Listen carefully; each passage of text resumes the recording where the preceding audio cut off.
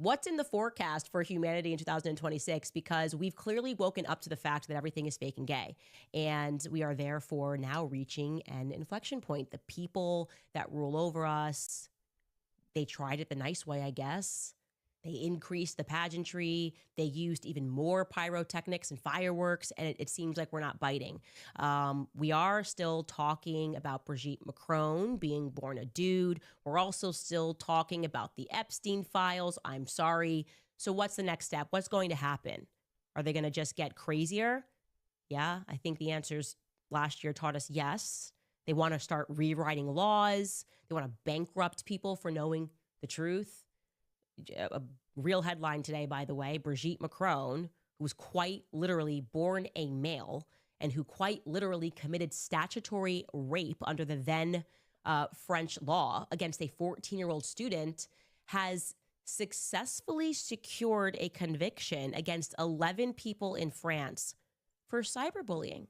Forwards it to our actual attorney, and we receive the communication. And it actually just makes me angry because I'm pregnant. Now we're in 2025, and I decide that actually I'm going to turn this now to an entire season, because who are you, French first man, to tell us that we can't speak about the story, which is incredibly interesting. And on January 31st, I release the first episode of Becoming Brigitte. Brigitte season 1 airs. And obviously this show goes viral because it was a shocking story, an unbelievable story. People worldwide are going, what the heck is going on? It's not what the press told us. It really kind of, it shocks your core that the press could be in on telling a lie this big. Was Brigitte Macron, the first lady, born a woman? I mean, that basic of questions. Did she ever live as a person named Veronique? Before the transition, temporarily, Brigitte lived as a person named Veronique. They refused to answer these yes or no questions. Obviously, if you're going to prove actual malice, you have to present to the court, which is, it's obviously a very high bar that's been set, which I don't necessarily even agree with that bar, by the way, New York Times versus Sullivan set.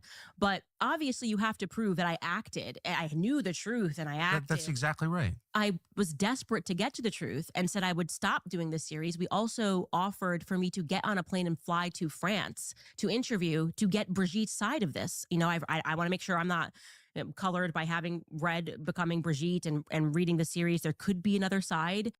Jumping back into this timeline, that's on the 17th that email comes, that we premiere that sit-down interview with Xavier Boussard.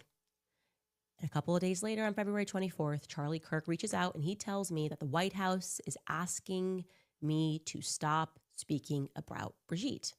And he tells me that it is related to the peace deal in Ukraine. That is ostensibly the reason on this same day, February 24th, that's how quickly the phone call happened. This is the day that Donald Trump meets with Emmanuel Macron.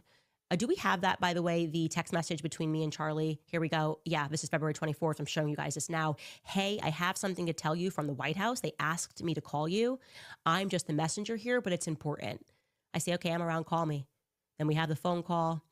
And then I was like upset about the phone call because I was pregnant, and then I felt bad, and I was like, okay, let me think about it, because I don't want people in Russia to be killed because I won't stop speaking about Brigitte if the Ukraine peace deal is actually was at the center of this.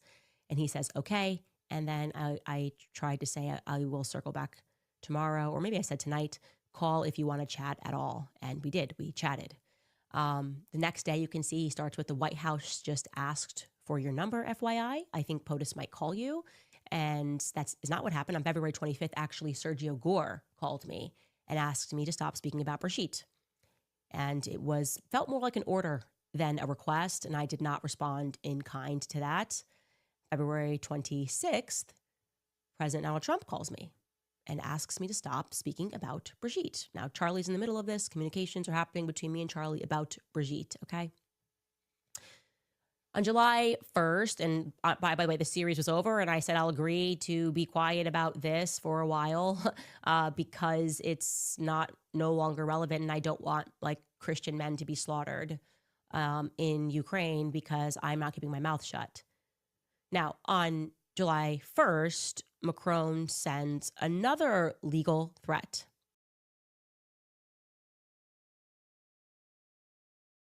And clearly it was an emergency, because it wasn't like Trump called me 2 days after or a week after. It wasn't like a side conversation that, oh, let's take care of that. I was messaged by the intermediary hours after Macron left, maybe even an hour after Macron had left, and said, like, we need to get on the phone with you. The president of the United States. Well, first, the person said, somebody very close to the president of the United States is asking me to ask you to stop talking about Brigitte's penis. And this is the true face of diplomacy. I love it. True face of diplomacy. And I laughed because I said, okay, no, bye. This seems ridiculous. I kind of questioned whether or not it was even true. But I liked the person who called me very much. And I thought maybe I was being a bit short there because I'm 9 months pregnant, and I was at the time, I think 5 or 6 months pregnant. And I tend to get short the more pregnant I become. And so I called him back and I just said, can you explain to me what's really going on? And that individual told me that it was presented to him as a condition of ending the Russian-Ukrainian war. Like, this was something that he brought up in the midst of these negotiations. That's how it was presented to me from a third party person. If you choose to trust, you should also verify. And they are now trying to tell you that process of verification is satanic, which couldn't be further from the truth. M. Police writes, a gang of demented, he's quoting me here, a gang of demented psychopaths rule over us, and their solution to being caught to doing psychopathic things is to murder us. I had to rewind that last episode. Candace, your investigation is uncovering so much that would never see the light of day. Stay safe. Yeah. I think there was something about the Charlie Kirk assassination that made a lot of us want to be brave, because Charlie was about as safe socks as it gets. You know, he really was. And they assassinated him anyways. So how can we feel safe? How can everybody at home feel safe if Charlie, who always tried to make it work, was always everybody's friend, was somehow assassinated in broad daylight and his friends are lying about it? I don't know. That doesn't feel good. I don't feel safe at all. Certainly being quiet isn't going to make anybody safe, which is why we have been sharing everything as a form of insurance. It's just the information that we have, we share across with so many other people, and we've empowered other people to know what's going on behind the scenes too. We have Congress, and they're just kind of like a peanut gallery. And then we have a super government that exists above Congress of the Department of Defense, which is the Pentagon, the Central Intelligence Agency, which is its own thing out in Langley, the Federal Bureau of Investigation. They run the country. The intel agencies run the country. I agree. People don't run the country. The executive branch doesn't run the country. This is why they hate Trump, because Trump was the first candidate since JFK to actually want to declare war on the intel agencies and bring the power back to the sovereign. And both him and Kennedy got shot.